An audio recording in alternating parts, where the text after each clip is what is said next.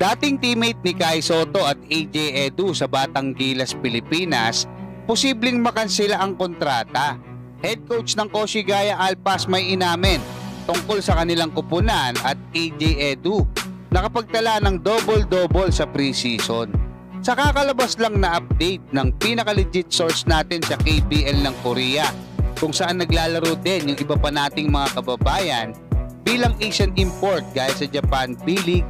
ay ibinalita nga nito na posibleng ma-terminate ang kontrata ng dating teammate ni Kai Sotto at AJ Edu sa Batang Gilas, Pilipinas na si Dal Panopio sa kasalukuyang KBL team nito na KT Sonic Boom dahil sa kanyang herniated disc lumbaris na mukhang hindi maganda ang kalagayan sa ngayon. Sa kasalukuyan ay nag-iensayo ngayon kasama ng kupunan ng KT Sonic Boom si Dal Panopio bilang paghahanda sa papalapit na season ng KBL.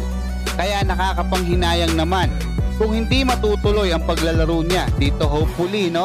ay maging healthy siya para matuloy yung paglalaro niya sa KBL kung saan naglalaro din or maglalaro din ang Gilas Pilipinas player na si Carl Tamayo para siyempre magkausap sila doon at hopefully maimbitahan din sa Gilas Pilipinas etong si Dal Panopio, baka pwede Samantala, good news naman para sa ating Gilas Pilipinas ang naging solid performance ni AJ Edu kahapon kontra sa kupunan ng Sunrocker Shibuya, yung tumalo kay Kai Sotto nung nakaraan, at nakapagtala si AJ Edu ng double-double, 10 points at 10 rebounds sa kanilang panalo sa preseason game na ito. Pero bagaman maganda ang naging performance ni AJ Edu sa game nila, ay halata pa din sa mga galaw niya na hindi pa siya 100%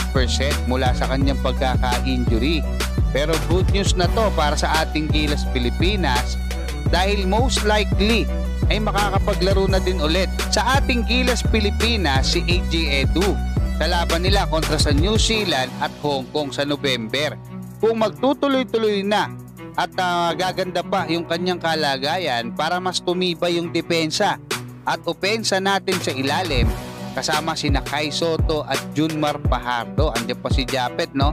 at maraming pwedeng mangyari mga kabasketball. Sa naging interview naman ng head coach nila Kai Sotto sa Koshigaya Alpas na si Coach Ansay, ay inamin nga nito na sa kasalukuyan ay malayo pa at marami pang kailangang matutunan ang kanilang koponan, especially sa kanilang mga decision making sa opensa at depensa. At nahirapan din daw sila nung na-fouled out na itong ating pambatong si Kai Sotto doon nga sa 4th quarter